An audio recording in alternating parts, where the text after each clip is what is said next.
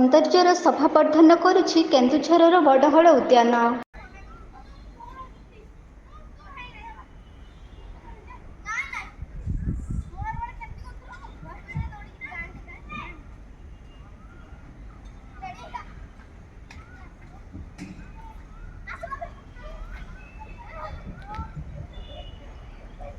କେନ୍ଦୁଝର ଜିଲ୍ଲା ଏକ ପ୍ରାକୃତିକ ସୌନ୍ଦର୍ଯ୍ୟରେ ଭରପୁର ଥିଲେ ମଧ୍ୟ ସହରକୁ ଅଧିକ ସରସ ସୁନ୍ଦର କରିବା ପାଇଁ କେନ୍ଦୁଝରର ବିଭିନ୍ନ ସ୍ଥାନରେ ଉଦ୍ୟାନ କରାଯାଇଛି। ସେମିତି ଏକ ମନଲୋଭା ଉଦ୍ୟାନ ବଡ଼ହଳ ଉଦ୍ୟାନ।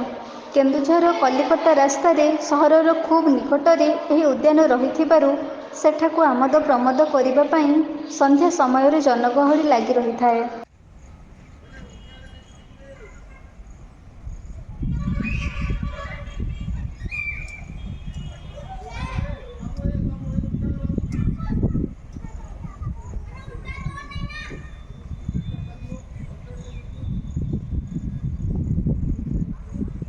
ଖୁବ୍ ସୁନ୍ଦର ସାଜସଜ୍ଜା ମଧ୍ୟରେ ଏହି ଉଦ୍ୟାନଟି ରହିଥିବା ବେଳେ ସବୁଜ ପରିବେଶର ଆକର୍ଷଣୀୟ ଛବି ପର୍ଯ୍ୟଟକଙ୍କ ମନକୁ କିଣି ନେଇଥାଏ। ରଙ୍ଗ ବେରଙ୍ଗର ଫୁଲର ଗହଳରେ ପରିପୂର୍ଣ୍ଣ ଏହି ବଡ଼ହଳ ଉଦ୍ୟାନ। ଯିଏ ବି ଥରେ ସେଠାରେ ପାଦ ପକାଇଥାଏ ସହଜରେ ସେ ପାଦ ଆଉ ଫେରି ଆସିପାରେ ନାହିଁ।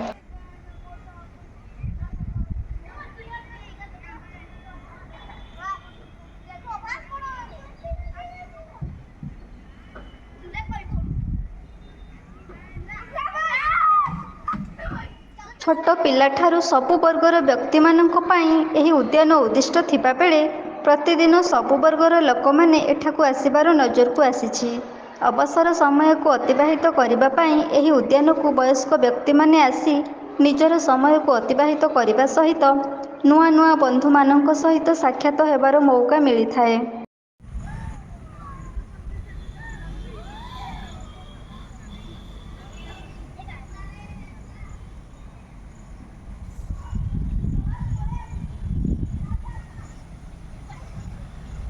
କେନ୍ଦୁଝର ପୌରପାଳିକା ଦ୍ୱାରା ଖୋଲାଯାଇଥିବା ଏହି ବଡ଼ହଳ ଉଦ୍ୟାନ ସହରକୁ ଖୁବ୍ ସରସ ଆଉ ସୌନ୍ଦର୍ଯ୍ୟ ରଖିବାରେ ସାହାଯ୍ୟ କରୁଥିବା ବେଳେ ପ୍ରକୃତିର ସୌନ୍ଦର୍ଯ୍ୟକୁ ବୃଦ୍ଧି କରିବାରେ ମଧ୍ୟ ମୁଖ୍ୟ ଭୂମିକା ନେଇପାରିଛି।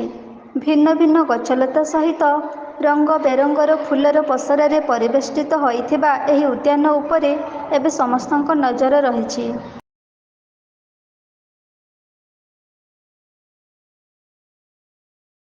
କେନ୍ଦୁଝରରୁ ବାସୁଦେବ ସିଂଙ୍କ ରିପୋର୍ଟ, ଏବି ନ୍ୟୁଜ୍।